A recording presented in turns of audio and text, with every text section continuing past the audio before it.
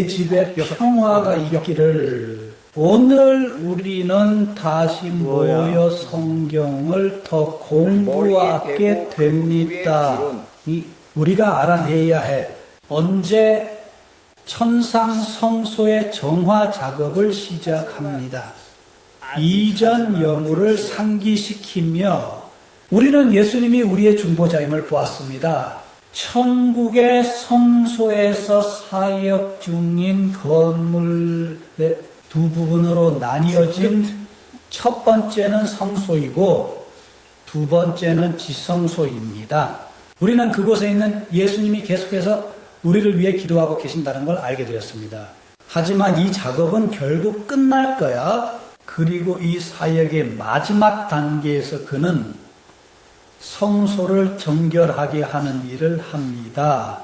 오늘 우리는 이 예언이 정화 작업의 시작 시간을 가리키는 것을 이해하고 있습니다.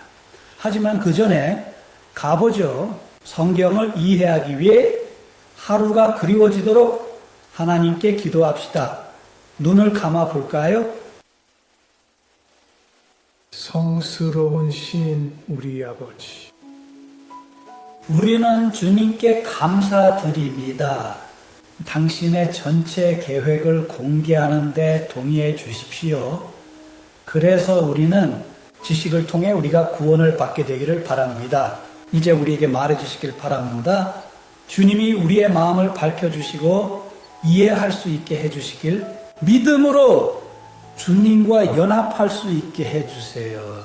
주 예수님이 우리의 도우미가 되시길, 당신의 성령이 우리 각자를 능력 있게 해주십시오. 그래서 공부를 마친 후에 아버지, 우리가 당신과 더 가까워지길 바랍니다. 이 모든 축복을 그리스도 예수의 이름으로 청합니다. 한 번 더. 성소 정화 작업이 시작될 예정된 시간, 다니엘서 8장 14절에 기록되어 있으니 읽어보시기 바랍니다. 그리고 그가 말했다. 입사 300번의 저녁과 아침이 지나면 성소가 정결해질 것입니다.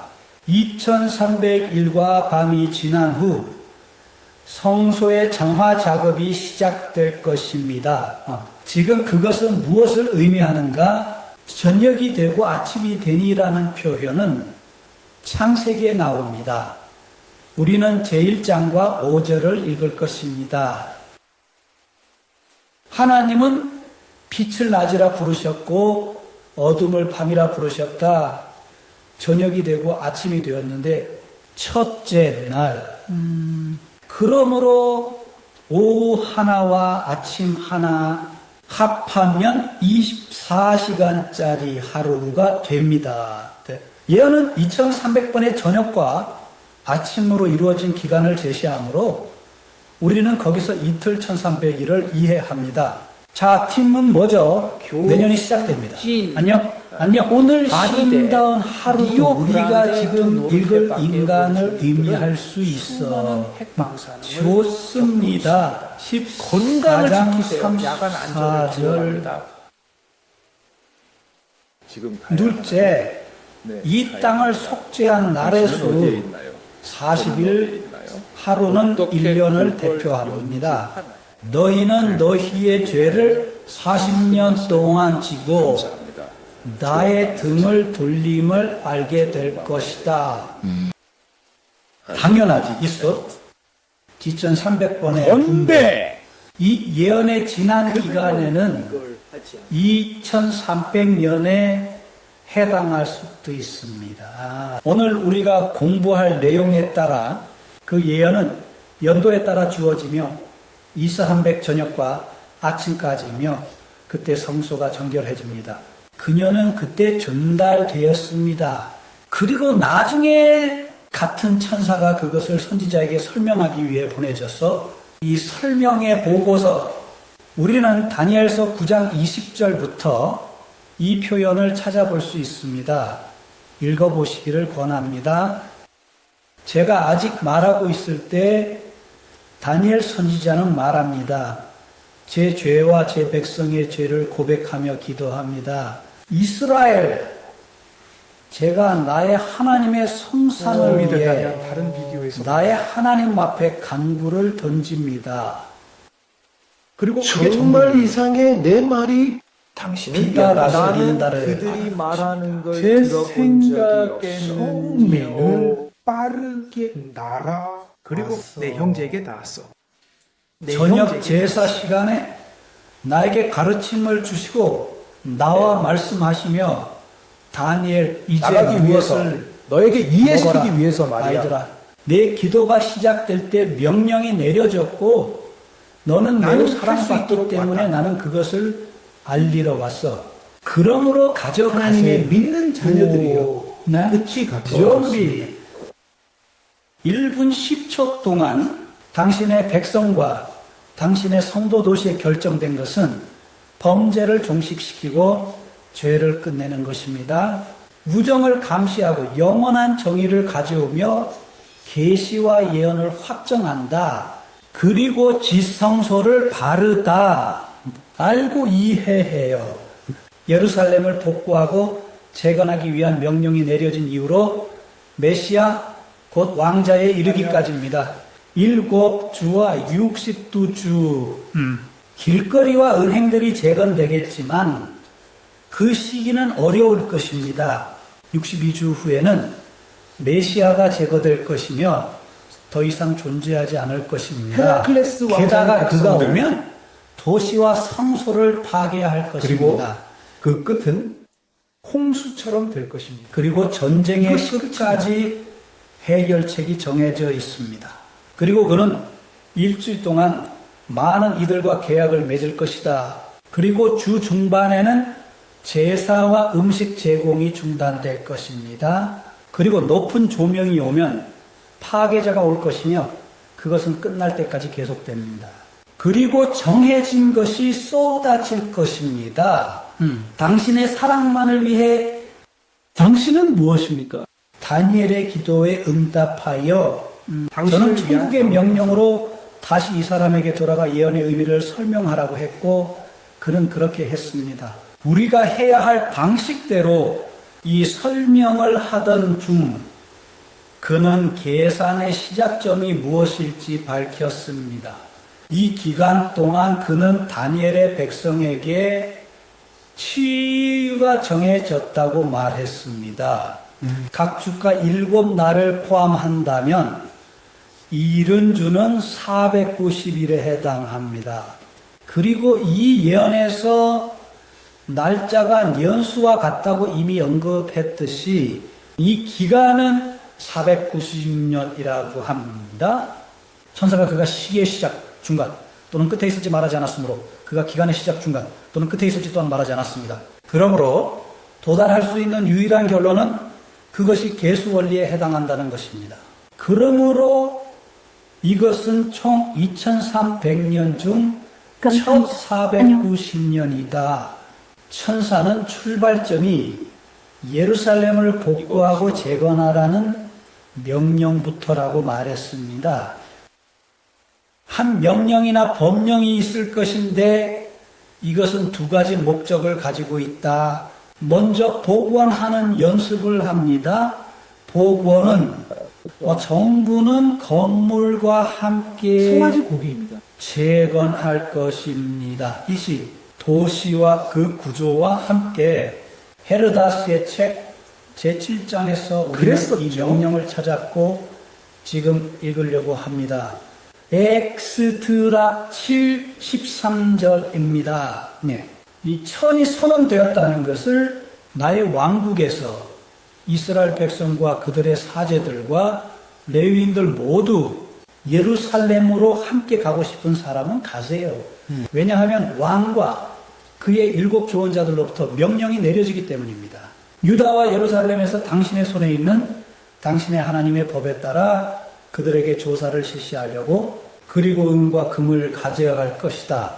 왕과 그의 조언자들이 자발적으로 이스라엘의 하나님께 그의 거처가 예루살렘에 있는 하나님께 기부하기를 바바두아노 지역에서 찾을 수 있는 모든 은과 금에 대해 민족과 사제들의 자발적인 제안으로 자발적으로 제공하는 사람들에게 예루살렘에 있는 하나님의 집으로 20절 그리고 당신의 하나님의 집에 필요한 나머지 것들을 당신이 필요로 하는 대로 너는 왕의 보물 창고에 바칠 것이다.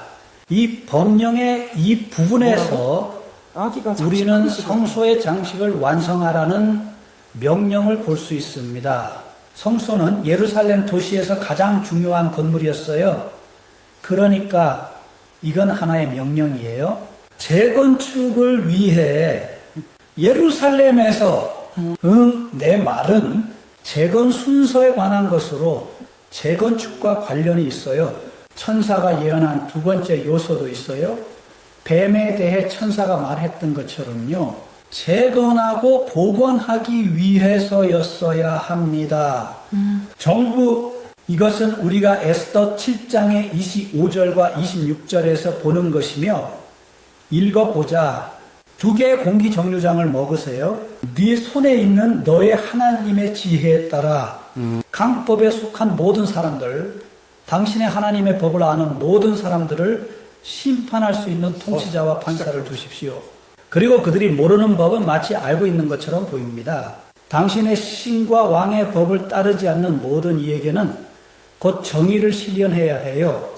사망이든 무엇이든 간에 뛰어나거나 재산에 대한 벌금이거나 감옥이든 심각하게 이 법령은 부여한다. 예루살렘에 자치정부가 있을 수 있도록 하는 허가, 이것들 모두 사형 선고를 내릴 권한을 받았다.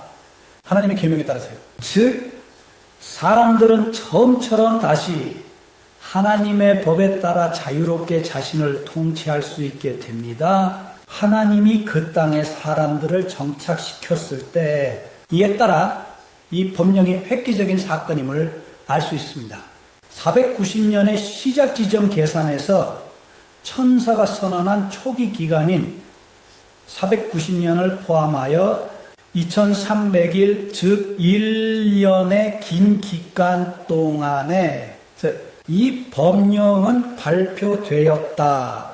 서기 4석 58년에 발표되어 서기 4석 57년에 시행되었다. 헤로도토스가 이미 예루살렘에 있을 때였으므로 그때부터 계산이 시작됩니다. 다니엘 9장으로 돌아가 보면 천사의 설명에서 우리는 25절에서 그리고 그것은 더 선명하다. 이 70주기 즉 490년 동안의 기간 중 마지막 7년 또는 마지막 주간이 특히 중요합니다. 읽으면서 결론을 내립니다. 우리는 다시 9절을 읽을 것입니다. 그게 더 쉽게 이해하기 위해서입니다. 물에서 뭔가를 이해하십시오. 건지지 못했다면 오르베 섬에서부터 예루살렘을 복구하고 재건하기 위해 프니시소 왕자 7주와 62주 길거리와 조용한 곳들이 재건될 것이지만 고통스러운 시기에 이것을 언론에 그는 그 법령 보여주지 이유로 말하고 마세요. 있다고 해. 7주나 60일을 더하는 기간을 계산해야 했다. 예. 7 더하기 62는 69센트가 됩니다. 네. 한 주가 7일인 것을 감안하면 우리는 483년을 가집니다. 이제 라사를 살펴보겠습니다. 천사가 언급한 총 기간은 70주였지만 여기서는 69주를 언급하므로 1주가 부족합니다. 그러므로 루이스가 여기에 제시한 이 카운트다운은 마지막 주의 시작으로 우리를 이끌 것입니다. 이제 날짜나 연도로 계산하면 457년의 그래프 형태로 제시하면서 발령이 내려지고 카운트다운이 시작되었다. 483년 후 우리를 여기로 이끈다. 26 그러나 기억해야 할 것이 있다. 연대기에는 제로년이 없다는 것. 그러면 기원전 1년까지 가서 거기서 기원 후 1년으로 넘어간다. 그리고 이것을 고려하면 일종의 밀어붙이기가 됩니다. 1년 후입니다. 그러니까 정말 고마워요. 숫자는 26이었고 27이 될 것입니다. 간단히 말해서 그래프에서 바로 보여주듯이 우리는 아타크시스 법령 450년, 특히 그리스도의 해, 없어. 그리고 비밀을 말합니다. 69 신호들 483년, 그것은 우리를 데려가서 서기 1027년 성서의 다니엘 9장 25절에 알메이다 개정판에서는 이렇게 말합니다. 받든지 말든지. 기름 부음 받은 자는 왕자에게 말하는 대신 그렇게 말합니다. 7주와 62주. 이것은 우리에게 이 시기의 끝에 무엇이 일어나야 하는지 이해하는 데 도움을 줍니다. 즉, 이 싸움이 시작될 때입니다. 잠깐만 다른 거죠. 성경에 따르면 기름 부음은 성령을 상징하는 기름을 붓는 방식으로 이루어졌습니다. 즉, 성경은 현자를 가리키고 어느 있습니다. 시간에 하지만 만약 메시아는 기름 부음을 받을 것입니다. 가지고 있습니다. 여기에서 읽은 버전에는 나를 따라오세요. 이스라엘의 왕자. 예수님, 그리고 정말로 그 일이 일어났습니다. 우리가 보듯이 성경은 마태복음에서 이 투자를 기록합니다. 요한복음 3장 16절 예수님이 세례를 받으셨을 때 물에서 빨리 나와 하늘이 열리고 하느님의 영이 내 말은 영어 성경 비둘기처럼 제한이 어디 있는 내려오는 거야? 것을 놓쳤죠. 보았습니다. 27년에 사유화되었으며 예언대로 정확히 그렇게 되었습니다. 그렇다면 우리의 해석이 맞다. 메시아가 기름 부음을 받았나? 그것은 마지막 주의 계산에서 27년에 해당한다. 다니엘서 9장 27절로 네. 돌아가면 우리는 그가 메시아가 일주일 동안, 즉 7해 동안 많은 이들과 계약을 맺을 것이라고 봅니다. 그리고 주중에는 제사와 죄 제물을 중단시켰다. 이걸 시도해보고 싶지 않았어요. 예배는 히브리 성소에서 이루어졌습니다. 성경이 그가 제사를 중단시킬 것이라고 말할 때 이는 어떤 방식으로든 그 희생들은 더 이상 신에 의해 받아들여지지 않고 지구상에서 그 의미를 잃을 것입니다. 실제로 이것이 증명됩니다. 예수님이 세례를 받고 사역을 시작한 지 3년 반 후 골고다의 십자가에서 죽임을 당했습니다. 그가 죽지 않았을 수도 있습니다. 성경은 보이지 않는 손이라고 말씀합니다. 바로 그 커튼이 찢어졌고 피 부분이 놓여 있던 곳입니다. 그것은 상징적으로 백성의 죄를 담고 있습니다. 이것은 마태복음 27장 50절에서 읽을 수 있습니다. 예수님은 큰 소리로 다시 부르짖으시며 영을 내어주셨다. 그리고 바로 성전의 베일 위에서 아래로 둘러 찢어지고 땅이 흔들리며 돌들이 갈라졌습니다. 하나님이 나를 위해 물론이죠. 한 남자를 보내셨지만 왕이 오셨어요. 그는 복종했고 나는 왕이 아래에 오셨어요. 있지 않다. 피와 제약이 비친 그 베일이었다. 나는 $500 잃었다. 그 베일이 찢어졌을 때 이해할 수 있는 사람에게 하나님이 주셨습니다. 이 신호는 더 이상 그 신전들의 봉사를 받아들이지 않겠다는 것을 의미했다. 왜 그런지는 우리가 이미 공부했다. 이전 연구의 수업에서 왜냐하면 예수는 참된 제사장, 죄 없는 자가 될 것이다. 하나님이 오디세이 시대의 상파울로를 세우셨을 때부터 많은 사람들이 이 직무를 이어받았다. 대사제직에서, 즉 제사장의 수장이나 심지어 보통 제사장 직무에서도 모두 시간의 서비스에 종사했습니다. 하지만 죽음으로 인해 계속할 수 없었습니다. 하지만 한 사람, 죽었다가 다시 살아나 영원히 사는 주 예수가 거기 있었다. 그래서 그는 영원한 제사장으로 임명되었습니다. 즉, 결코 하는 제사장이었습니다. 다른 사람을 대신할 당신의 자리입니다.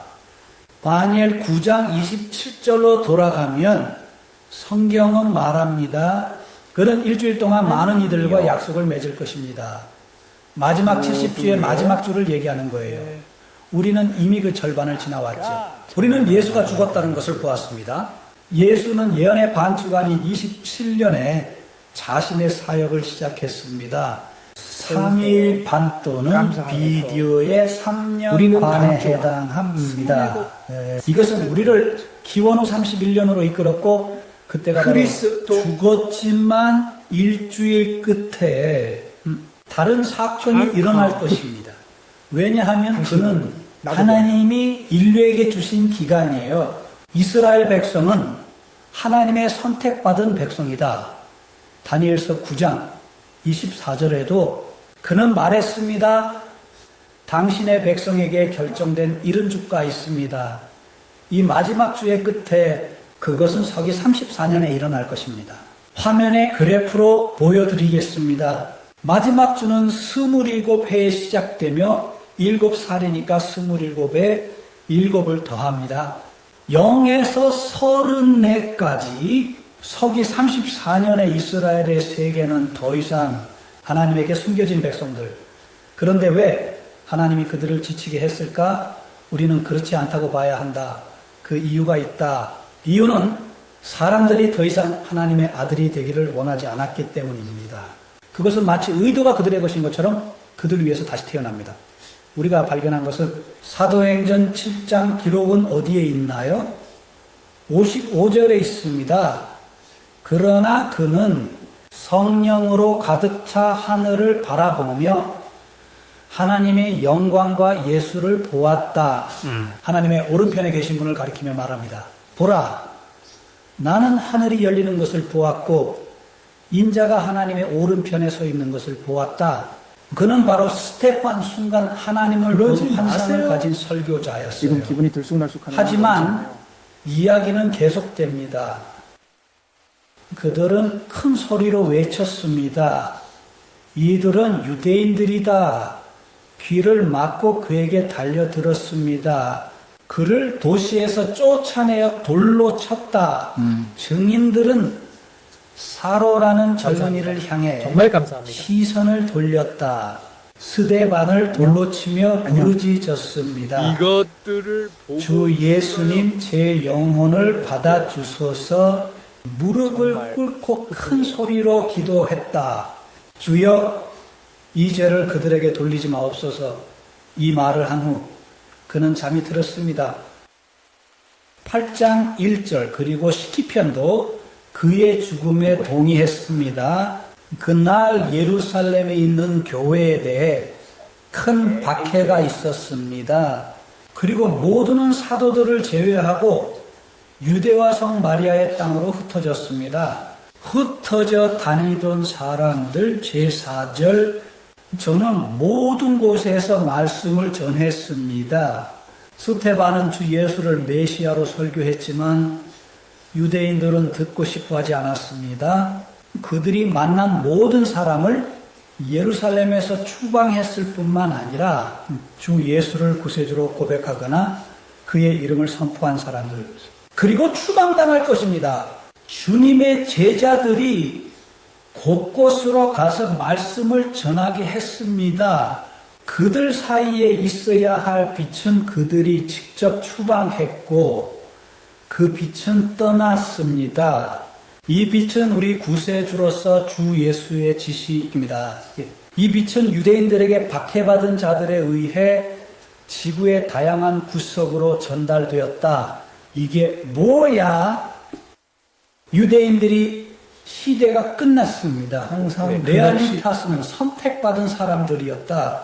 진실의 유일한 보관자였다. 왜냐하면 그는 그것들을 원하지 않았기 때문이다. 왜냐하면 그는 내 뇌를 몰아냈기 때문이다.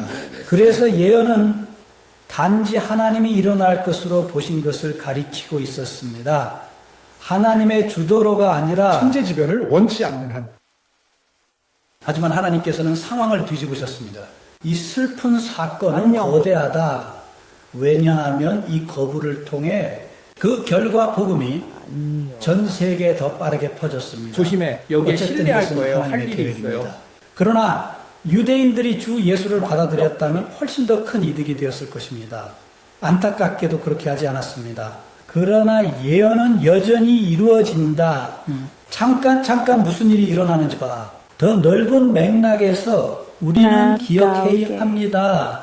다니엘서 8장 14절에서 처음 말한 예언보다 더 많은 것을 말합니다. 최대 2,300개의 모임이 아니면 있고 나뿐이야. 성소가 정화될 것입니다. 예언은 예수가 천상의 성소를 정결하게 시작하는 시기입니다. 이제 우리는 모든 요소를 이해할 수 있으며 그래프를 보여드릴게요. 예언은 그것을 그리고 나서 엑셀셋의 그들이- 칙령이라는 제목으로 맙소사. 말합니다. 감사합니다. 정신 나갔어. 아팠던 것 그치? 같아. 그렇지 않았어? 예수님이 성령으로 세례받은 순간이 있어.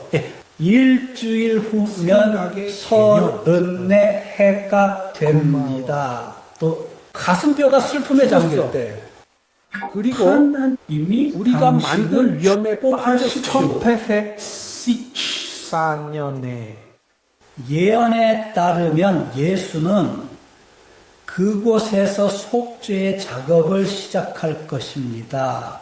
구체적으로 예수님은 이 일을 특정한 날짜에 시작하셨습니다. 그것은 10월 22일이었습니다. 하나님께서 당신의 백성들에게 지키라고 가르쳐 주신 속죄일과 같습니다. 레위기 23장에 나와 있습니다. 29절에서 32절까지 환승으로 1844년부터 예수님은 천국에서 성소의 정화 작업을 하고 계십니다. 알겠어요? 그가 지구에 오기 전에 무엇을 할지 알았어요. 시간을 낭비할 수 없습니다. 우리는 지금 거기에 있어야 합니다. 액션이 곧 시작될 목요일 밤에 거예요. 전화하길 바랍니다. 라벨라가 준비되길 바래. 멈춰! 오랜 시간 전에 시작된 이 속죄의 날, 시간이 다하기 전에 말이야. 내 소원이라면 기도해 드릴게요. 형제여, 눈을 감을까요? 시고노술달. 지금 이 결정을 내린 영혼을 위해 기도하고 싶습니다. 주님께서 주 예수님의 공덕을 자신의 것으로 여기길 원하십니다. 당신의 대사제로서 오늘 정화를 진행하는 그 사람처럼 죄들입니다. 오 주님, 이 사람에게 축복을 주소서. 지금 그녀와 말해 그녀에게 내 정신을 쏟아부어 차라치타. 당신에게 순종하기 위해 우리가 할 수 있는 것은 나와 당신의 힘뿐입니다. 계속 걸으세요, 아버지. 진리를 배우는 길을 걸으세요.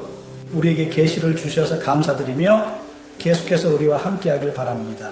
그리스도 예수의 이름으로 아멘. 우리 연구의 끝에 도달했습니다. 오늘 우리는 예수님이 천상 성소에서 속죄 작업을 하고 계심을 보았습니다. 다시 땅으로 돌아가 그 충실하고 순종적인 백성을 찾습니다. 이제 우리는 그분의 나머지 사역과 어떻게 협력할 수 있을까요? 우리의 영혼이 구원받도록 어떻게 협력할까요? 그리고 또 한 번 문의 있지만 정교회 쪽으로 이 시리즈를 계속 따라와 주시길 바랍니다.